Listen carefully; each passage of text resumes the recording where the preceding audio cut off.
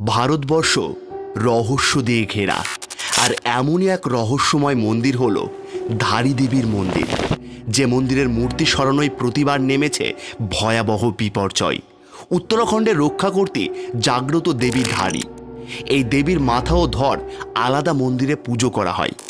উত্তরাখণ্ডে রক্ষা করতে বলে মনে করেন দেবী ধারীকে, যিনি আসলে দেবী দুর্গারই ভিন্ন রূপ।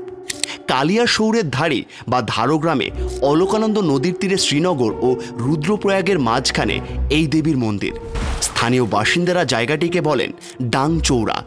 এই দেবীকে অত্যন্ত জাগ্রত বলেই বিশ্বাস করেন উত্তরাখণ্ডবাসী। তাদের বিশ্বাস, দেবীর পাথরের মূর্তিটি সকালে কুমারী, দুপুরে যুবতী, সন্ধ্যায় বৃদ্ধার রূপ ধারণ করে। এই মন্দিরে কেবলমাত্র দেবীর মাথায় পুজো করা হয়। দেবীর ধরটি পাওয়া যায় রুদ্রপ্রয়াগের কালী মঠে।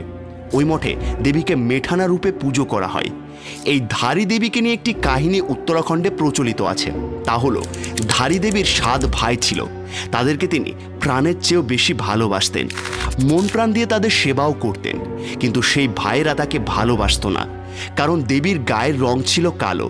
আর যেদিন ভাইয়েরা জানতে পেরেছিল যে ধারী দেবীর গ্রহদশা ভালো নয়, সেদিন থেকেই বেড়ে গিয়েছিল তাদের ঘৃণা। এই জানতে পারার কিছু বছর পর ধারী দেবীর মা ও তার 5 ভাইরা হঠাৎই মারা যান।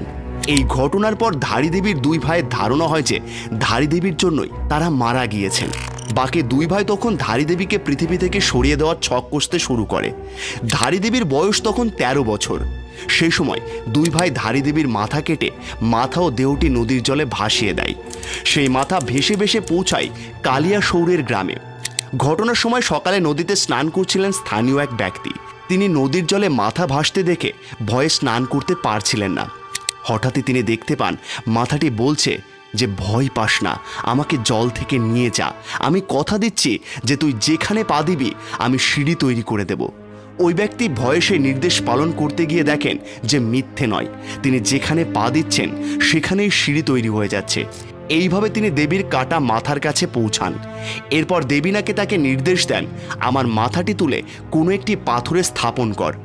ওই ব্যক্তি সেই নির্দেশ পালন করার পর সেই স্থান দেবী ধারীর স্থান হিসেবে প্রসিদ্ধ লাভ করে। স্থানীয় বাসিন্দাদের বিশ্বাস, 1882 সালে স্থানীয় এক রাজা দেবীর মাথাটি সরিয়েছিলেন। তার জেরে ব্যাপক ক্ষতি হয়েছিল কেদারনাথ মন্দিরের। তারপর সেই একই ঘটনার পুনরাবৃত্তি হয় 2013 সালের 16 জুন। কাহিনীতে অবিশ্বাস করে পাথর বেদি থেকে সরানো হয় দেবী ধারীর মাথা। এই কাজটি করা হয়েছিল 330 মেগাওয়াটের অলকানন্দ ড্যাম তৈরির জন্য। কিন্তু তার কয়েক ঘন্টা পর সাংঘাতিক বন্যা আর ভূমিধসে বিপর্যস্ত হয়ে পড়েছিল উত্তরাখণ্ড। তাই এরপর দেবী ধারীকে তার বেদিতেই পুনরায় স্থাপন করে তৈরি করা হয়েছে মন্দির।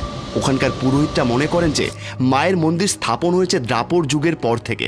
স্থানীয়রা মনে করেন দেবীর প্রতিমাটি 16 জুন 2013 সালের সন্ধে নাগাদ সরিয়ে নেওয়া হয়েছিল, যার কয়েক ঘন্টার মধ্যেই ওই রাজ্যে বিপর্যয় নেমে এসেছিল।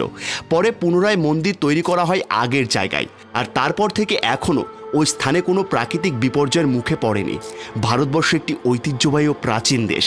এই ভারতবর্ষের আনাচে কানাচে ছড়িয়ে রয়েছে বিভিন্ন সভ্যতার বিভিন্ন নিদর্শন।